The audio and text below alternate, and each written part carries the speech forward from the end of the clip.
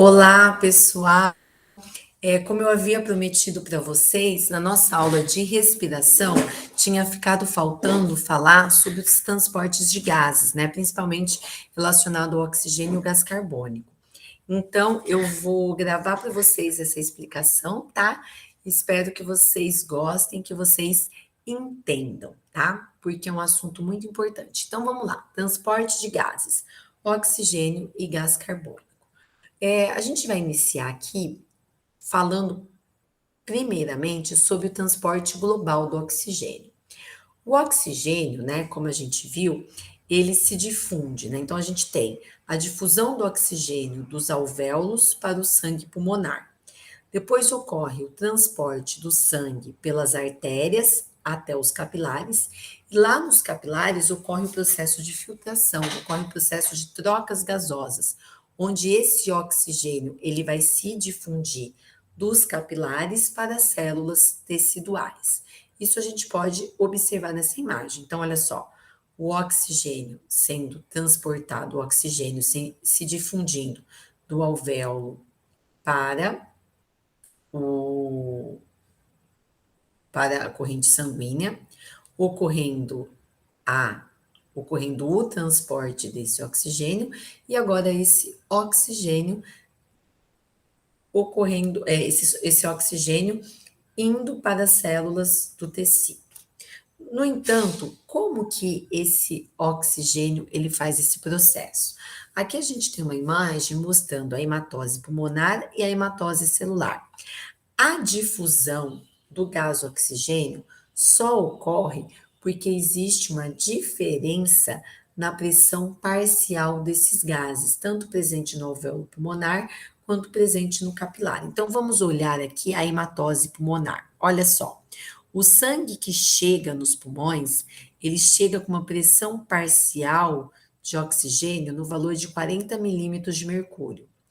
Já a pressão parcial de oxigênio no alvéolo é de 104 milímetros de mercúrio. Então, o que vai acontecer? Esse oxigênio ele vai se difundir. Ele vai de um local de maior pressão parcial para um local de menor pressão. Então, esse oxigênio ele vai se difundir e vai cair aqui na corrente sanguínea, tá? Agora, vamos observar o que acontece nas células do tecido, a hematose celular. Olha só, esse sangue que chega aqui pelos capilares, ele chega com uma pressão parcial de oxigênio de 104 milímetros de mercúrio. No tecido, a pressão parcial de oxigênio é de 40 milímetros de mercúrio. Lembrando que no tecido, esse oxigênio está sendo consumido na respiração celular para a produção de energia. Então, o que vai acontecer? Esse oxigênio ele vai sair aqui de um local de maior pressão arterial e vai para um local de menor pressão arterial. Bom, e aí, como eu expliquei para vocês, uma vez o oxigênio dentro da célula, olha só, ele adentra a mitocôndria e aí vai ocorrer todas aquelas etapas do processo de respiração celular e nós vamos ter o que? A produção do ATP, a produção da energia, tá? Bom, uma vez que a gente já entendeu qual que é o caminho que esse oxigênio faz e como esse oxigênio ele consegue fazer esse caminho devido a essas diferenças de pressão parcial, nós vamos falar agora especificamente como que é o seu transporte. Olha só, 97% do seu transporte é feito combinado com a hemoglobina e 3% apenas do seu transporte é feito no seu estado dissolvido na água do plasma e das células, tá? Bom, aqui nós temos uma imagem das hemácias. Então, as hemácias, também conhecido como glóbulos vermelhos, também conhecido como eritrócitos, vão ser responsáveis pelo transporte de oxigênio.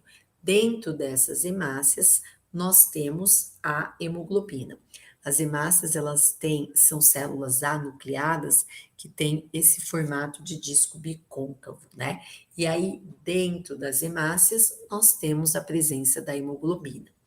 A hemoglobina, ela ocupa cerca de 1/3 do volume da hemácia.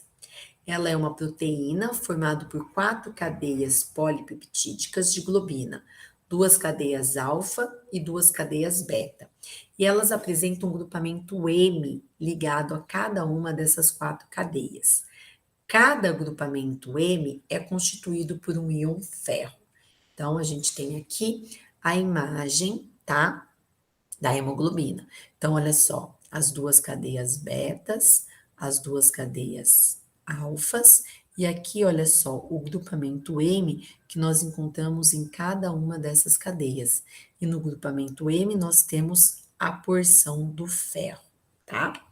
Bom, é importante a gente lembrar que é na porção M, que é nessa porção do ferro, que vai ocorrer a ligação, a combinação com a molécula de oxigênio. Então, olha só, a característica mais importante da hemoglobina é a sua combinação frouxa e reversível, que vai ocorrer entre a sua porção M com o oxigênio, formando um complexo chamado de complexo oxihemoglobina. Então, aqui a gente tem, né, o complexo, né, M.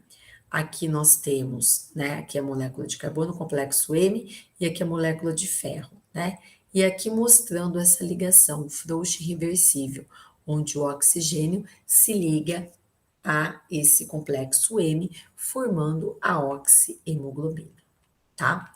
E aí, pessoal, como nós temos, como eu acabei de mostrar para vocês, que a molécula de hemoglobina, ela apresenta 4 grupamentos M's, então quer dizer que cada molécula de hemoglobina tem a capacidade de transportar no máximo 4 moléculas de oxigênio, né? Então aqui a gente tem, né, o grupo M e a molécula de oxigênio.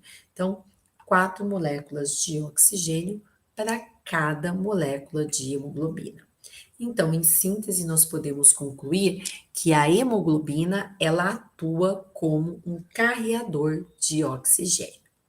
Bom, aqui então nós temos um resumo para a gente entender a base para o transporte de oxigênio. Se eu tenho um aumento da pressão parcial de oxigênio, né?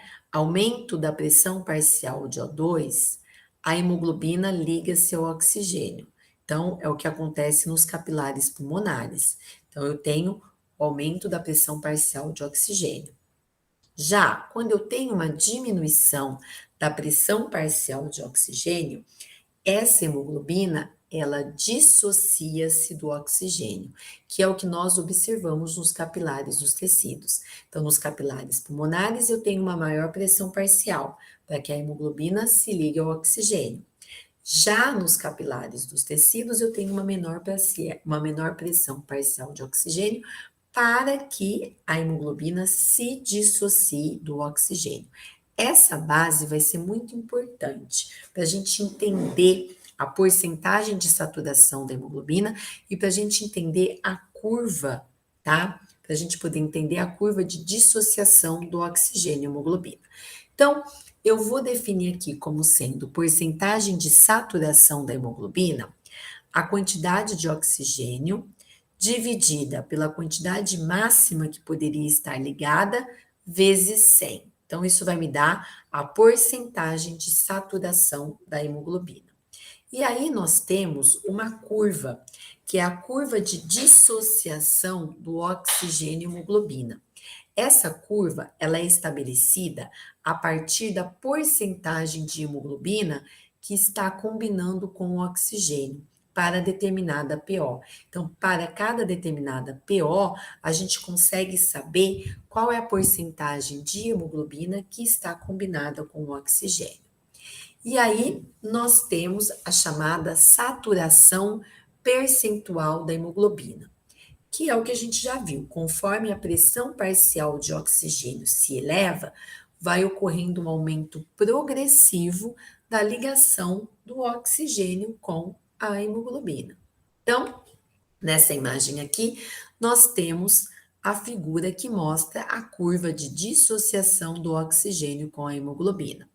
Então, aqui no eixo Y, nós temos a saturação de hemoglobina e aqui no eixo X, a pressão do oxigênio no sangue, né? Então, a gente tem que partir do seguinte: Conforme a pressão parcial de oxigênio se eleva, ocorre um aumento progressivo da ligação do oxigênio com a hemoglobina. Então, olha só, se a gente pegar aqui a pressão parcial, por exemplo, de 100, né? 100, 104, que é a pressão parcial que a gente tem lá que a gente tem lá nos alvéolos, né? A gente vai ter o quê? Essa pressão aqui no valor de 100, 110, olha só, a gente vai ter aproximadamente 98% de saturação da hemoglobina. Quer dizer que nós temos o sangue oxigenado deixando os pulmões.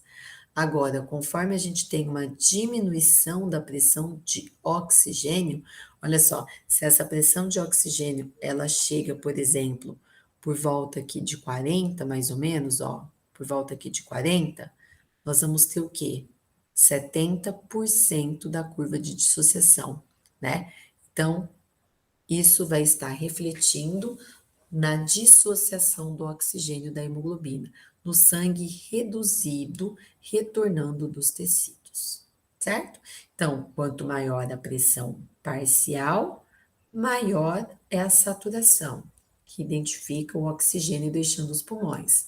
Conforme diminui a pressão parcial, diminui a saturação, isso facilita o quê? A dissociação do oxigênio da hemoglobina. Então, é o sangue reduzido retornando dos tecidos, tá? E aí, pessoal, existe uma relação da forma da curva com as vantagens fisiológicas, tá? A porção superior mais horizontal, né? Essa porção aqui da curva mais horizontal, superior mais horizontal, significa que mesmo que a pressão parcial de O2 no gás alveolar sofra alguma queda, o transporte de oxigênio será pouco afetado. Então, o fato da curva de dissociação ter esse formato como se fosse uma sigmoide, traz para a gente inferências fisiológicas muito interessantes. Então, olha só, observe aqui, mesmo se haja uma variação brusca, né? Aqui, ó, mesmo se haja uma variação brusca, né? Vamos pegar aqui de 120 para 80 na pressão parcial, né? Na pressão parcial, por exemplo, do gás alveolar, né? O transporte de O2 será pouco afetado. Por quê?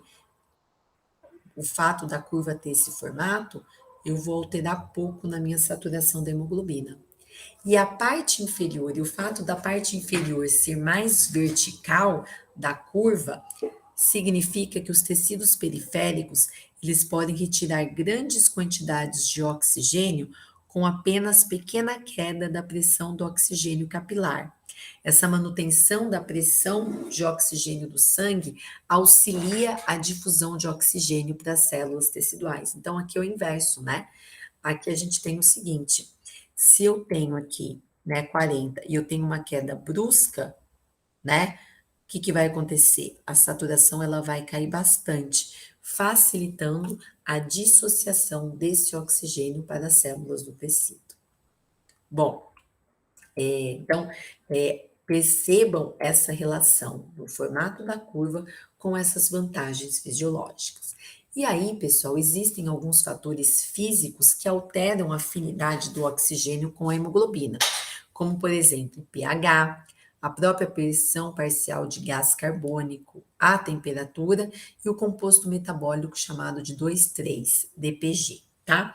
Aqui a gente vai dar ênfase alguns que são principais.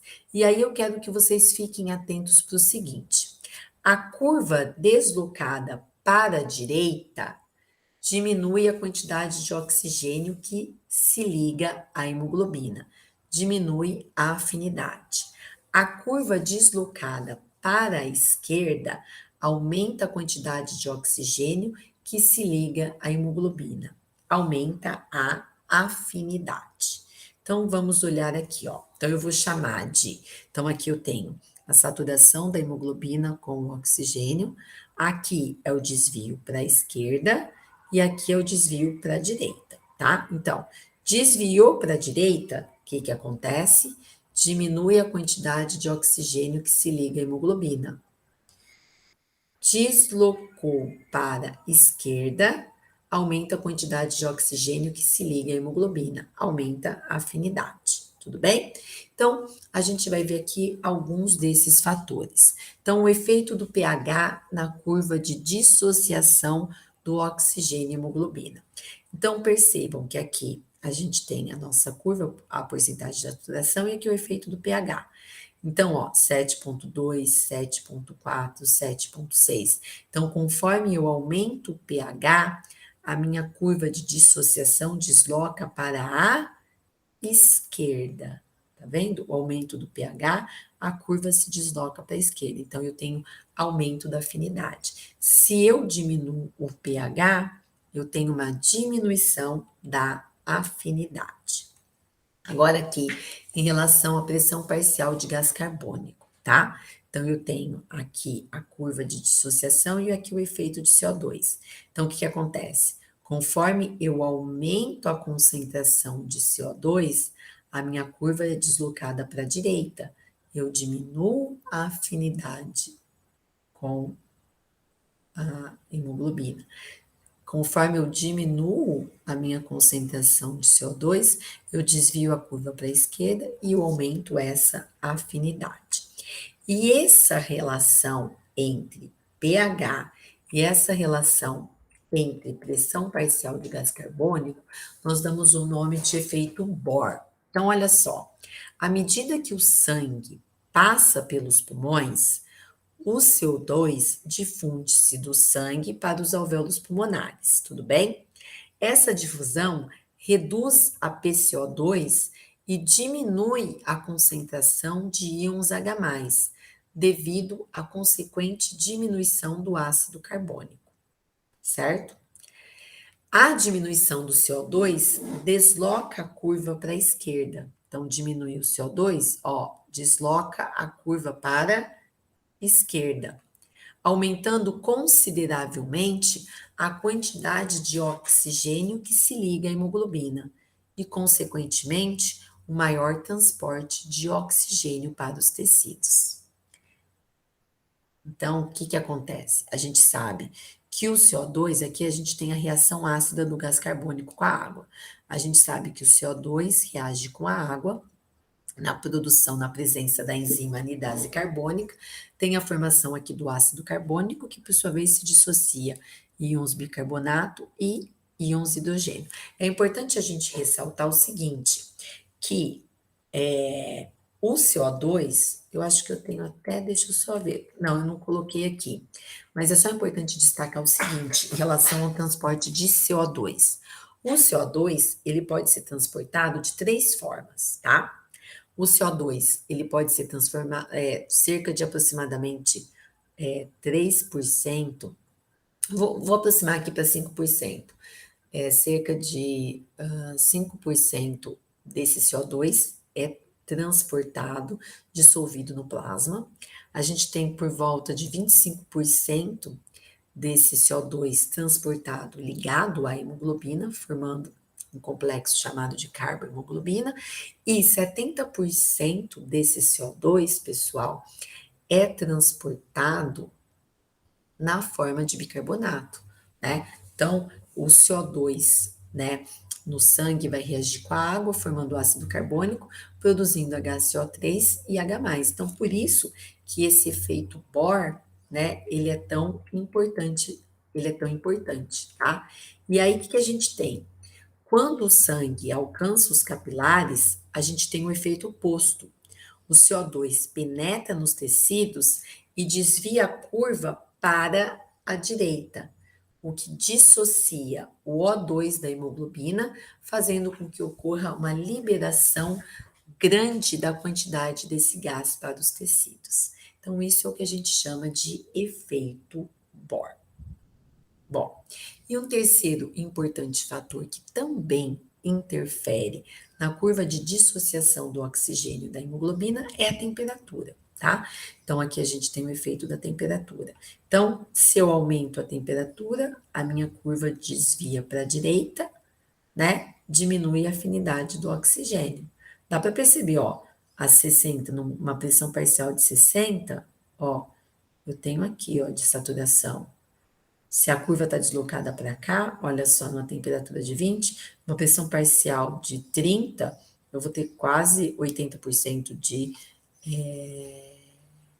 saturação, tá? Então, aumentou a temperatura, a curva de dissociação se desloca para a direita.